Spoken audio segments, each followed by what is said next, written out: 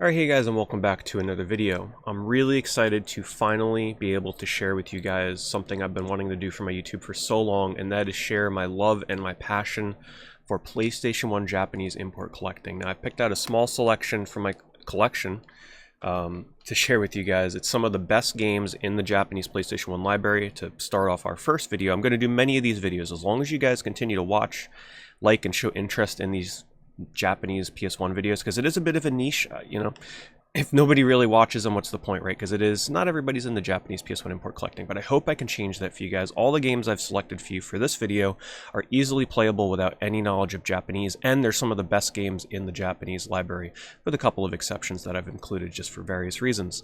But yeah, if you guys enjoy these videos, be sure to like and comment, because it'll let me know that, despite it being sort of a niche thing to collect and play, that there's a demand for it, so be sure to do that if you enjoy it. And also what I'm going to do, I have recorded some gameplay for these games, because normally I don't show gameplay, but in the case of these, I wanted to do them justice, because some of them can be kind of hard to find gameplay for, and I wanted to make sure that you guys were knowing which games were right for you.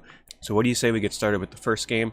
This is one of the absolute best games in the PS1 Japanese library, and it's one of my highest recommendations, and that is Gear Fighter Dendo.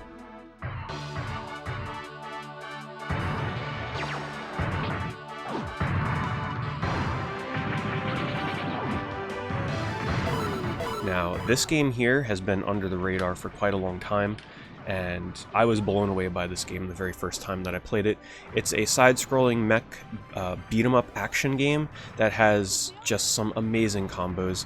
I went back to this game for the first time in many years, and I was immediately reminded why I loved it so much, from its sense of movement, how fast you move through the levels, the combos. There's a lot of weight behind your hits, just sort of the way that you can pick up enemies and throw them, and do aerial combos. You can combo in the air, you can slam enemies to the ground, you can pick them up, throw them into one another, they hit one another and explode. It's just a very, very well-made beat-em-up. You don't got to know anything about whatever the heck Gear Fighter Dendo is. All you got to know is that it's a really fun mech action beat-em-up game. Now, the last time that I did play this, when I revisited it, I kind of just wanted to show you guys some basic gameplay here from early on in the game, but I do recall when I played this for the first time many years ago that the end of the game does get to be a little difficult. I was struggling to beat the final boss in this game, so you're going to be in for a little bit of a challenge. It kind of ramps up towards the end, but it's absolutely worth your time if you're a fan of mech action or beat-em-up games. Okay, this next one here is something really special. Now, one thing you guys got to remember is the huge majority of my PlayStation 1 collection for Japanese imports I bought when the games were much, much cheaper than they are now, back when nobody really cared about them. And this one, unfortunately, I think has been seen a price increase. Japanese sellers are asking a lot for it, but you might get lucky one day and be able to snag a good price on this. I had a really hard time tracking this down. That is Odo Odo Oddity.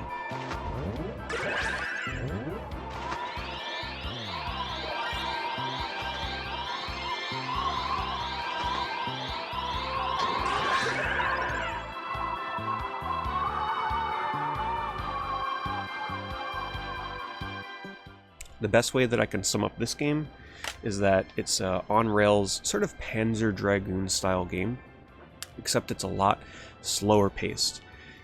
It moves very slow. There's not any kind of crazy like bullet system. You're not shooting bullets, you're essentially like reflecting them back with your wand. Using the wand, however, is not completely necessary. You can kind of just float and dodge your way through the game, but the one thing that you're going to notice about this is that the game is drop-dead gorgeous. It moves very slow, so it gives you time to take in the environments, but the sense of colors and parallax, if you're a fan of parallax scrolling, my goodness, this game, you're going to eat it up, because it's got some beautiful scenes. Now, I've got some bad news. The game is not perfect. It's actually extremely difficult because you're battling with wind physics. So the wind is actually kind of like swaying you back and forth, and your character is always swaying. You're not always moving in a straight line. So you're battling with the wind physics to try and stay on course, not crash into things. Once you lose all 3 of your balloons, you do die, and you have to start the level over.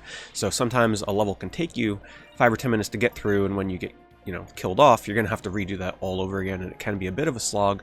But I think the game's graphics, the music especially, are really charming, and it's kind of worth the difficult ride through the game. I still have yet to be able to beat this, but I hope to revisit it soon enough to see more of the game. It's got some boss battles in there, and just some really, really beautiful scenery. It's very basic, not really too many power-ups to speak of. It's just a very basic, scrolling, dodging, real little gem of a game in the PlayStation 1 Japanese import library.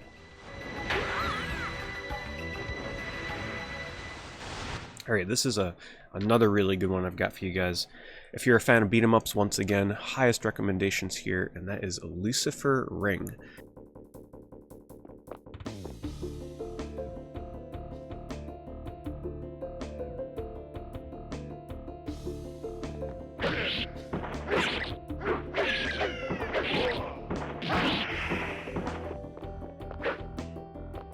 This is extremely easy to play without knowing Japanese.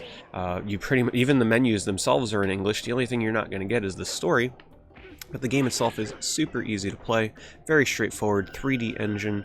It's got a bunch of different levels, really over-the-top bosses, such as, you know, this red dragon that you fight in the first level, and things get a bit crazier later on. It's just got that nice, blocky, early PlayStation 1 graphic style that I just love. Where everything is like very simplistic but colorful at the same time. The combos are very basic, there's nothing crazy, it's not like you're doing fighting game inputs or anything to do any of the attacks in this game, unlike some other beat-em-ups like Gear Fighter Dendo earlier.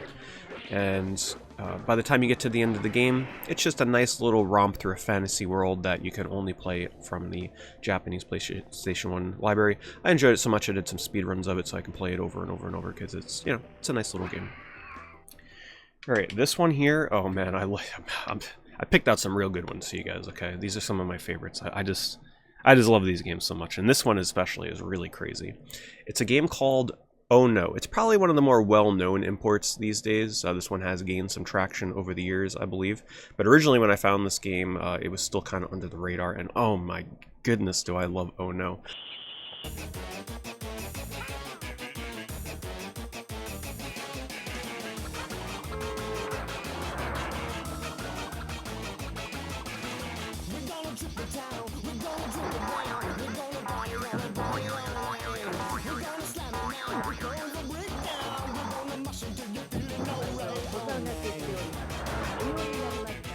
So this game, once again, really simple premise. You don't got to know any Japanese. There's a lot of menus in Japanese, but you don't got to worry about that. You'll find your way through it because the game itself is essentially an auto-scroller where you're just dodging. You're dodging obstacles, you're dodging people, you're dodging pitfalls, you're dodging cars and trucks.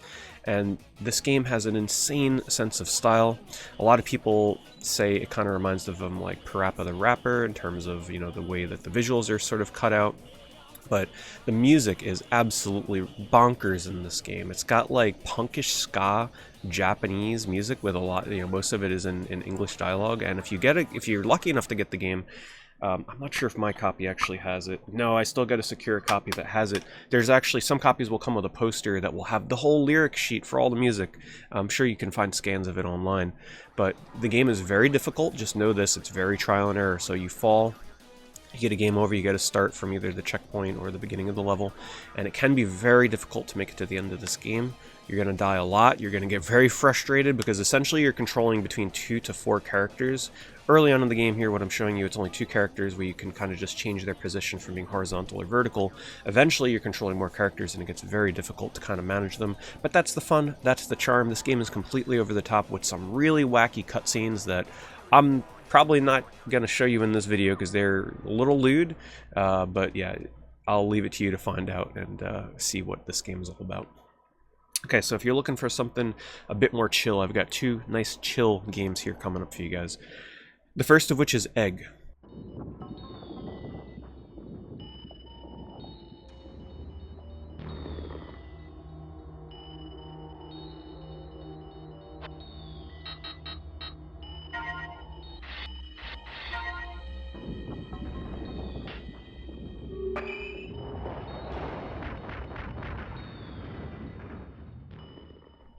Now, when I originally found this game, there was no gameplay on the internet, not even on Nico Nico. So I played this on stream for the first time, and it was a nice little discovery stream where we kind of saw what Egg was all about for the first time. And I was pleasantly surprised that it was completely playable, and it's this sort of cool, you guys know quicks, right? Where you draw the lines and you kind of like try and block off segments to kind of fill in the full board.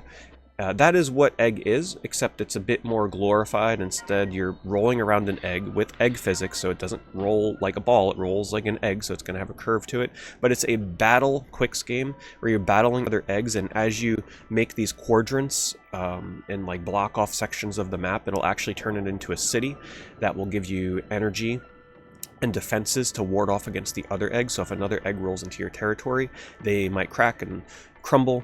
You can summon tsunamis and earthquakes and solar beams to take down the other eggs. I know this sounds all crazy and ridiculous. It's not that crazy. It's still kind of a nice chill quicks clone with its own unique twist. And you can do versus other players or computers. The computers are decently competent. There's a mission mode, there's a versus mode. It's a pretty simple game. If you're into sort of like a nice chill relaxing quicks clone, you should check out Egg. It's pretty fun. Great. This may actually be the most relaxing PlayStation 1 game I've ever played, even though it can get kind of intense, and that is Kaze No Notam.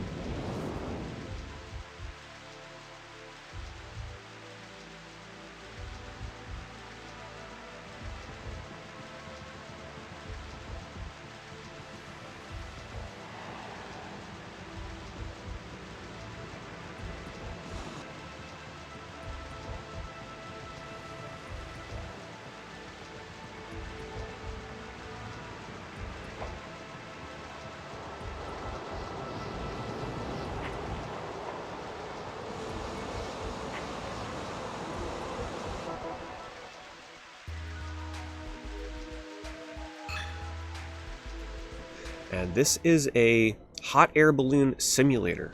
So all you do in this game is you control the altitude of your hot air balloon. So all you do is you choose whether you go up or down. And then on the right side of the screen, you actually have the wind direction. So before you start a level, it'll actually tell you where the dominant wind is blowing. So it'll tell you like, okay, this map is going to have dominant northward winds, or this map is going to have dominant southeastern winds. And then you have to choose your starting position accordingly, and then you just move up and down and catch different wind drifts, which will take you towards your objective. There are 3 main modes, all of which are very basic. One is a target shooting practice, where there will be a target on the ground, and you need to try and shoot 3 bullseyes as you're dealing and battling with the wind. And then you have another segment, which is probably my least favorite, where I don't even have any gameplay of this because it's not really going to do it justice, but you need to try and create the biggest delta sort of like triangle that you can on the map. In other words, like shoot a dart on, say, the northern part of the map, and then the southwestern part of the map, and so forth. So I make a triangle essentially on the map. That one's not that great. And then one of my personal favorites is the target practice one with other hot air balloons, where you fly around the map. There are several balloons, and all you got to do is just take down one of them. So you got to land a shot, just one shot, take down a balloon as fast as you can. It can be kind of challenging battling the wind, and you go into this first person mode and you try and shoot them. Very challenging, very fun, very simple game. It doesn't have a ton of content. You can choose the time of day. Sometimes the day look way more beautiful than others. Morning, night, sunset.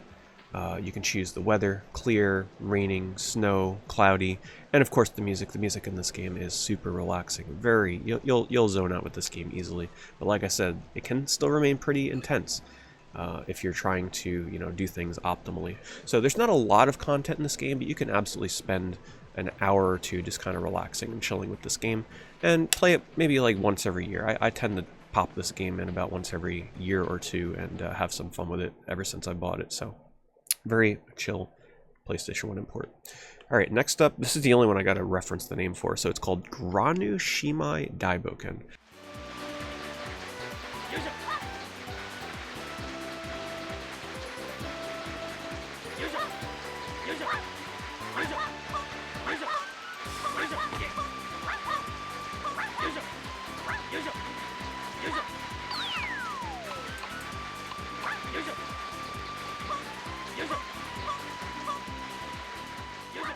This is a very under the radar on-foot racing game. It's sort of like a Smash Brothers racing game, and what I mean by that is you have power-ups, and you can like attack other players, hit them with power-ups. It's not a kart racer, you're racing on foot, as you can see here, through very short levels. The only downside to this is you gotta be ready to mash. It's one of those racing games where they're gonna want you to keep mashing the run button to go faster or slower. And there is a catch-up mechanic. There's a big rubber band where if you fall too far behind, they'll kind of catapult you forward. But the levels are really fun, really different from one another, from one to the next. And yeah, if you're a fan of racing games and you're looking for something a little bit different, definitely check out this one. All right, and the last game for you guys, I'm ending with probably my least favorite game in the games that I'm choosing to highlight for you guys in this first video. But this one here is a 3D platformer, and I wanted to highlight it because of that, because there's not a ton of 3D platformers that only come out in Japan, but this is one of them, and that is 10 Made Jack. Let's go, Jack. Let's go, Jack. Down the motorway, a fortune waiting. Let's go, Jack. Let's go, Jack. Down the motorway, a fortune waiting. This is a 3D platformer that will probably most immediately remind you of something like Pandemonium because of the angle, and it appears like it's sort of like one of those 2.5D platformers, which it is. The unique twist with this is it's Jack and the Beanstalk as a 3D platformer, where your main objective is to climb from the bottom of a beanstalk to the top, and in order to do that, you can latch onto the beanstalk in the middle at any point that you want and just climb it. But there is a stamina system, kind of like Shadow of the Colossus almost, where if you run out of stamina, you're going to go slow and you're going to fall. You can jump off at any time, but the thing is when you jump off, you actually have to aim your landing. So it'll go into like a 3D view, top-down view, and you have to land on one of the platforms, and you can miss it and fall all the way back down to the bottom.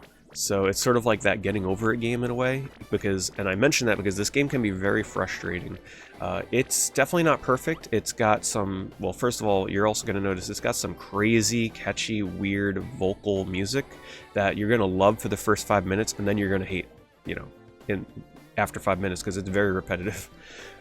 I have not been able to make it very far in this game. Like I said, it is a little frustrating, it is difficult, but because it is such a unique 3D platformer that I'm sure a lot of people are still unfamiliar with, I did want to highlight it here for you guys. Approach it with caution, don't pay too much for this game. It's more for the 3D platformer aficionados out there, and I just wanted to bring it to your attention. So there you go, guys. That's my first PlayStation 1 Japanese recommendation, sort of like hidden gem import video of all games that you can easily play without knowing English. If you want to see more videos like this one, I can make, honestly, dozens of these. I want to make videos that highlight import RPGs that you can kind of sort of fumble your way through without knowing Japanese. I got a ton of racing games. I've got a ton of other really strange, unique imports that never came out in the US. My collection is very vast, so leave a like if you want to see more. Leave a comment. Let me know if any of you guys pick any of these games up and what you think of them. Anyway, thanks so much for watching, and I hope to see you in the next Japanese PS1 import video.